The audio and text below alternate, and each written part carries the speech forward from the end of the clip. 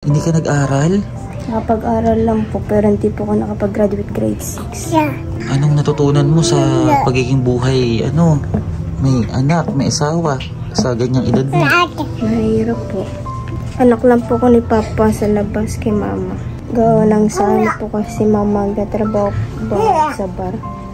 Sa Bicol po nagpapagaling, gawa lang pong nakulang po siya.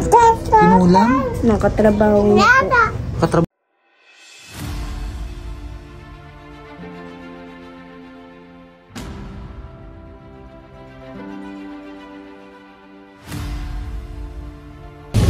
Ayan mga kababayan, maulan po, ngunit ito pa rin kami. Ayan, Tres TV, Enrique Vlog, and Merose Vlog. Si madam niya po andun, naglalamyarda. At yung mga kasama natin dito sa gilid. Maulan po ang panahon ngayon. Pero ito pa rin, dire-diretso pa rin ang Team Bench TV. Team do. At ipupuntahan po tayo dito na anong ipupunta natin? Batang ina? Ayan, Batang ina po, napakabata niya pa po. Para mag-iisang magulang at alamin po natin ang kwento ng buhay niya. Tara po at pasyalan po natin sila dito.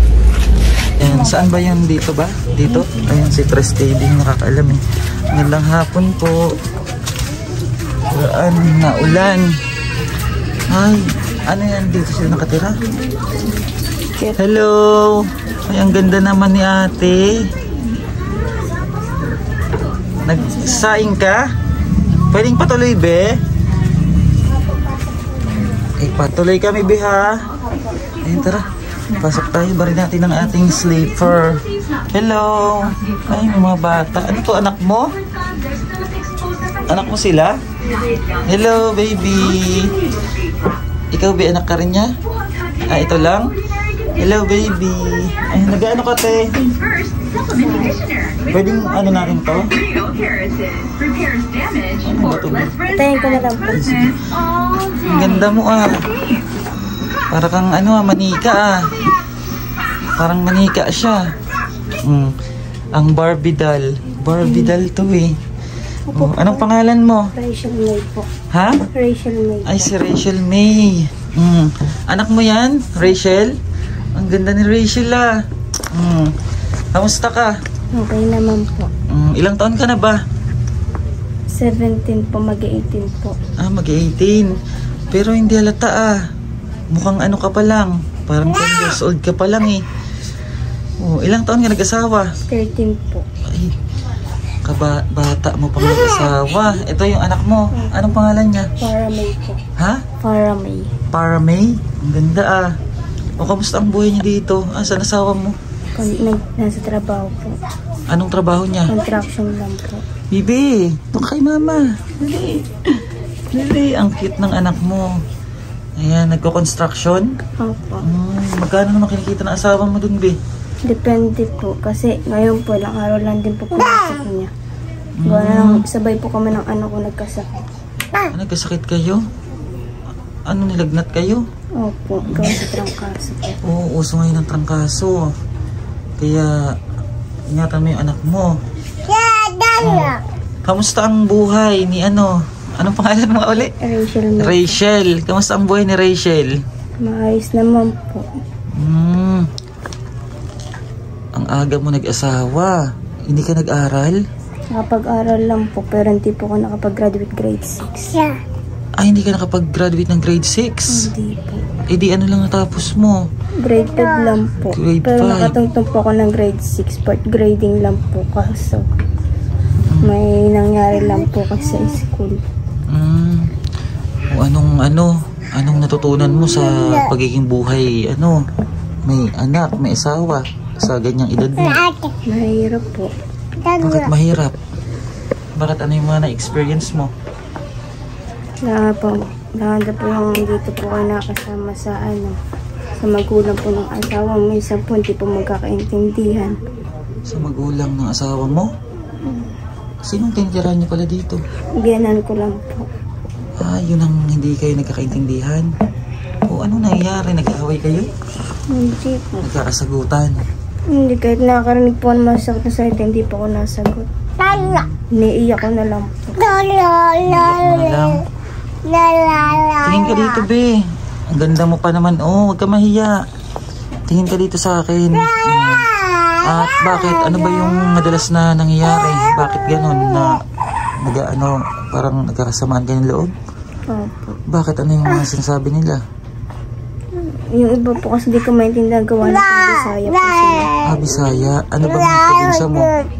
Bicol po sa Albay. Magkababayan pa tayo. Sa din si Papa, Albay. Si Mama naman sa Kamsur. Mahirap yung buhay nyo? Rachel? Opo. Paano mo nasabi na mahirap? Wala, minsan po pag nawalan ng trabaho yung asawa ko, nawalan po ng pambiling gatas yung anak ko. Tsaka minsan po, pag napunta po ako kay Papa tuwing Sabado, binibigyan din naman po ako ni Papa. Asan ba yung magulang mo? Andito rin? Si Papa po nandun po sa asawa niya, sa mga kapatid ko po sa labas. Marami kayong magkapatid? Anak lang po ko ni Papa sa labas kay Mama. Gawa lang si Mama kasi lahat po kami, hindi po kami magkakapatid sa ama. Si ate, si kuya lang po. Iba-iba yung tatay nyo? Tatay nyo, tama? Opo. Gawa lang sa po kasi Mama nagtatrabaho ba sa bar. Nag-bar siya? Baka anak ka ng may lahi. Hindi naman? Hindi po. Pero, anong trabaho dati ng mama mo? Sa bar lang po. Ano siya sa bar? Waitress? Ganun? Nagiinom po.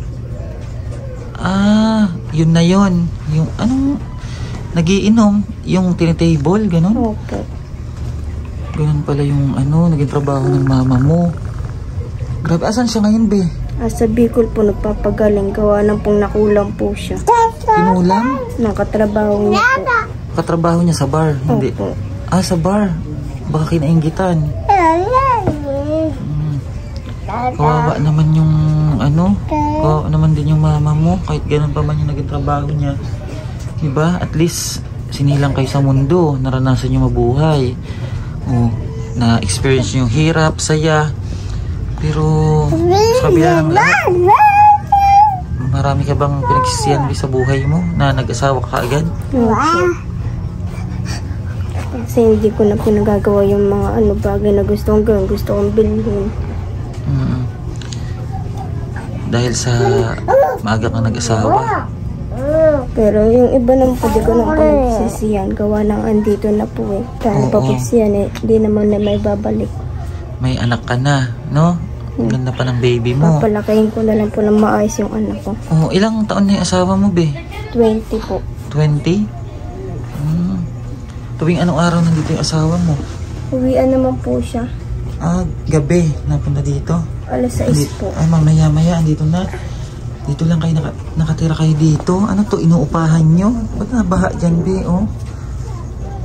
Nabaha dito, no? Opo, pag sobrang lakas po ng ulan. Pinapasok tong loob? Opo. Malalim? Hanggang dito lang po. Hanggang malapit sa tuhod? Opo. Paano yan? Nakikitira kayo dito, be? Asan yung iba mong kasama?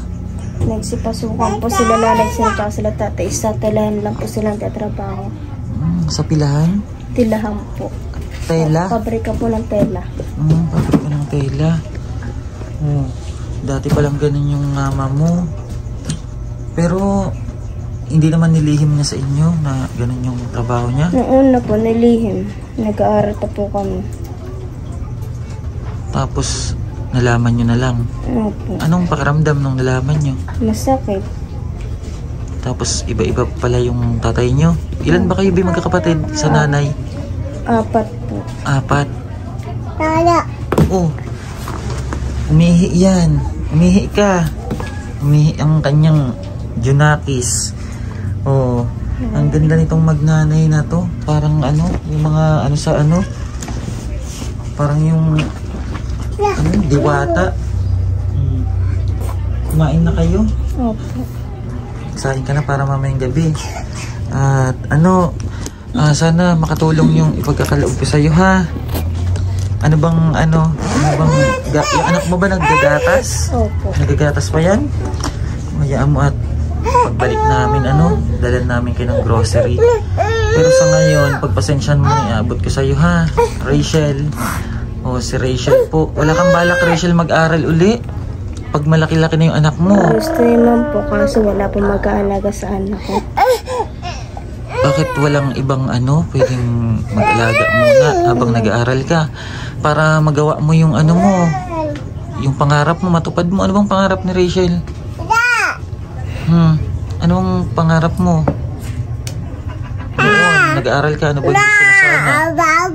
Pangarap ko po dati gusto maging teacher para matulungan yung mga batang hindi nakakapag-aral. Maging teacher?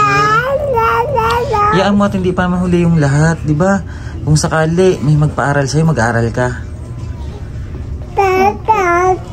Oh, mag-aaral ka, Rachel. Marami pang pwede mangyari sa buhay mo na mas maganda.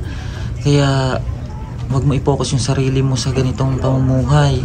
Kahit nga po yung asawa ko gusto din po magbalik-aral.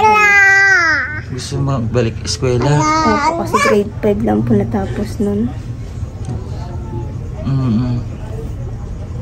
Pero dapat kung sakali, halimbawa kung yung mama mo pag magkasundo ba kayo nun na kung maaari siya po muna mag-alaga sa anak mo tapos mag-aral ka? Siguro po, pero mapinag-aaral din po yung bunso kong kapatid. May pinag-aaral din doon sa Bicol? Opo, yung bunso namin kapatid. Kaso pag umuwi naman siya dito, wala rin kayong titirahan, no? Tsaka malapit na po mag-ibaan dito. Ay, di-demolish na kayo dito? Opo. Mahirap din pala, no? Uuwi kayo ng probinsya? Hindi pa po alam. Hindi nyo alam kung saan kayo pupunta? Opo. Grabe no. Rachel, bili mo ng gatas sa baby mo. Ha? Salamat. Pagpasensyahan mo na yan, ha? At babalikan ka namin, ha? Opo. Tapos magdadala kami ng grocery, tapos bigas. Ano bang pangailangan nyo, Rachel? Pagkain lang. Sapat na yun. Magkano uli ang sahod ng asawa mo? 500 lang po sa isang linggo, 3K lang po. 500? Tapos babayad pa po ng utang. May mga utang kayo? Sa tindahan po.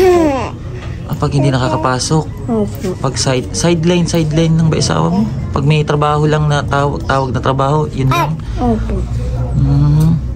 Hayaan mo, Rachel, at lang yan, pagsubok lang ng buhay, ha? Basta yung anak mo, ingatan mo, ha?